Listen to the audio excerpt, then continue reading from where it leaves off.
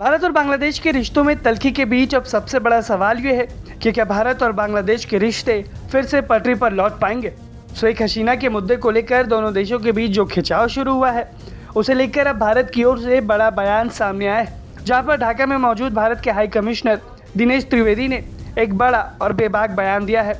उन्होंने स्पष्ट रूप से माना है कि भारत और बांग्लादेश के बीच मतभेद है। उन्होंने कहा कि हमारे पास अपने तर्क है, लेकिन लोकतंत्र में बातचीत का रास्ता हमेशा खुला रहता है। दरअसल ढाका में आयोजित एक विशेष कार्यक्रम के दौरान हाई कमिश्नर दिनेश त्रिवेदी ने कूटनीतिक भाषा के बजाय बड़ी ईमानदारी के साथ सीधी स्थिति को बयां कर दिया। उन्होंने कहा, भारत और बांग्लादेश दो संप्रभु देश हैं। ये स्वाभाविक है कि दो देशों के बीच मतभेद हो, दोनों के अपने अपने हित है और उन्हें आगे बढ़ाने के लिए अपनी अपनी जगह स्पेस की ज़रूरत होती है। त्रिवेदी ने आगे ये भी जोड़ा कि अगर चुनौतियाँ ना हो तो वो लोकतंत्र नहीं है।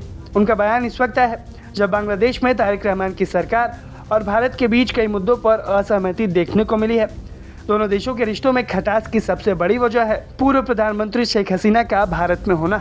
बांग्लादेश की नई सरकार लगातार उनके प्रत्यर्पण की मांग कर रही है और जब हाल ही में शेख हसीना ने एक वर्चुअल मीडिया बातचीत के जरिए बांग्लादेशी सरकार पर आरोप लगाए, तो इससे बांग्लादेश की नई सरकार में बेहद ज़्यादा नाराज़गी भर गई, जिसको लेकर ढाका ने अपनी आपत्ति भी नई दिल्ली को दर्ज करवाई थी। इन सब के बीच 12 और 13 सितंबर को नई दिल्ली में ब्रिक्स का सम्मेलन आयोजित होना है।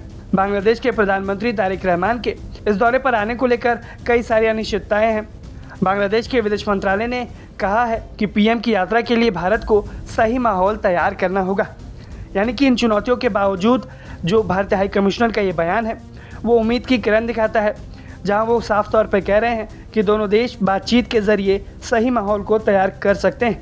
दिनेश त्रिवेदी ने कुछ दिनों पहले प्रधानमंत्री नरेंद्र मोदी और पीएम तारिक रहमान को जनता की पसंद बताया था और उनका मानना था कि जब दोनों नेता आमने सामने बैठकर बात करेंगे तो कई सारे मामले सुलझ जाएंगे। उन्होंने भरोसा जताया कि तारिक रहमान जल्द ही भारत का दौरा करेंगे और दोनों देश मिलकर स्वर्णिम काल की शुरुआत करेंगे।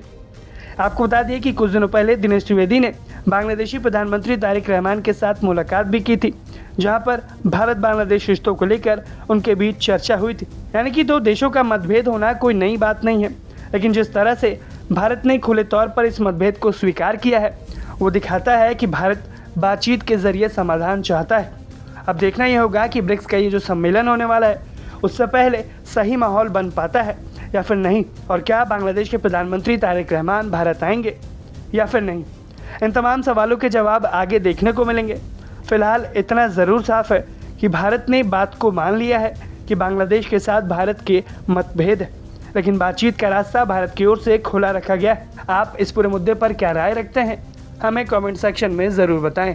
ब्यूरो रिपोर्ट, भारत तक।